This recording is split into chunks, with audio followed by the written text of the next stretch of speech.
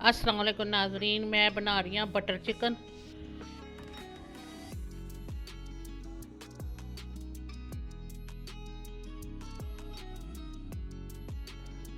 नमक, हल्दी, लाल मिर्च, गरम मसाला,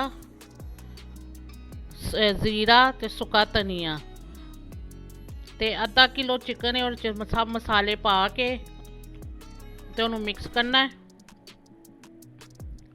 फिर एक चम्मच दही पा देना।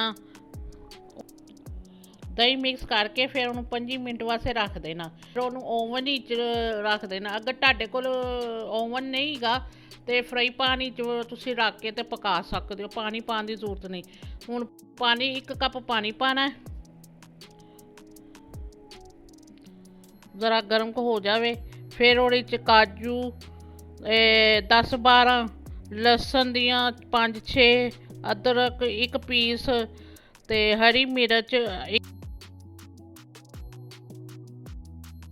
पा लेना। 1 प्याज पाना है।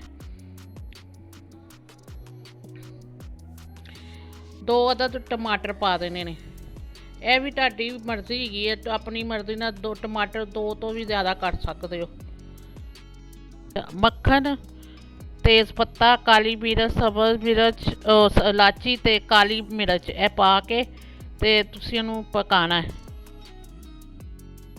ये सारे साबुत मसाले पा के तुसीं इहनूं 15 मिनट वास्ते रख देना।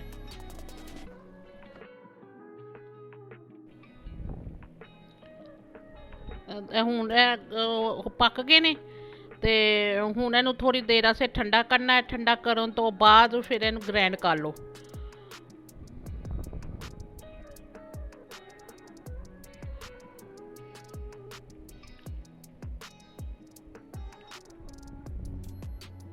ग्राइंड कर लेना चंगी तरह ताकि ना सब चीज़ां सही तरह पिस जान।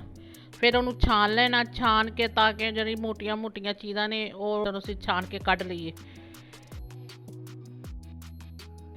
फिर 1 चम्मच तुसीं तेल पाना। तेल भी तुहाडी मर्जी है, जिन्ना तुसीं पसंद करते हो उन्ना पा सकते हो। ते मक्खन भी तुहाडी मर्जी है, किन्ना तुहाडी दिल करदा है पा लो, इस्तेमाल कर सकते हो। गरम कर लो ज़रा मक्खन।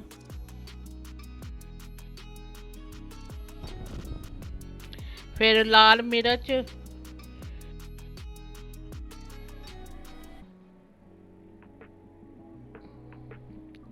सुक्का धनिया, तकरीबन उही मसाले ने जेह्ड़े तुसीं चिकन नूं लाए ने ना, उही सारे मसाले तुसीं पाने ने। एक फालतू है जेह्ड़ा हैगा पापरिका जेह्ड़ा हैगा 1 चम्मच ए पाया मैं पाया, तो भी तुहाडी मर्जी है। ते सारियां चीज़ां पा के इहनूं भून लेना। फिर जेह्ड़ा ग्राइंड किया मसाला सी वो पा दो। फिर ऑरेंज कलर वो भी तुहाडी मर्जी है। अगर तेज़ रंग रखना है तो ज़्यादा कर लेना, 1-2 कर लेना, नहीं तो 1-4 काफ़ी है। नमक पा देना अपने ज़ायके के हिसाब नाल, जिन्ना तुहाडा ज़ायका मतलब तुसीं खांदे हो। क्रीम 2 चम्मच, यह भी तुहाडे ते डिपेंड करदी है, तुसीं किन्ना पसंद करनी क्रीम उन्ना पा लो। सुखी मेथी भी 1 चम्मच पा के ते उन्हें पका लो। फिर ओवन चो चिकन कट के वो पा लो। और जो चिकन ट्रे दे विच चिकन दा जेह्ड़ा पानी हुंदा जो मसाला हुंदा वो भी विच नाल ही पा देना ते तैयार है। आखिरी च जिसले तुसी डिश च कड्डो ते क्रीम पा के ते डेकोरेशन 1 हरी मिर्च ना करके ते तुसी पेश कर सकते हो।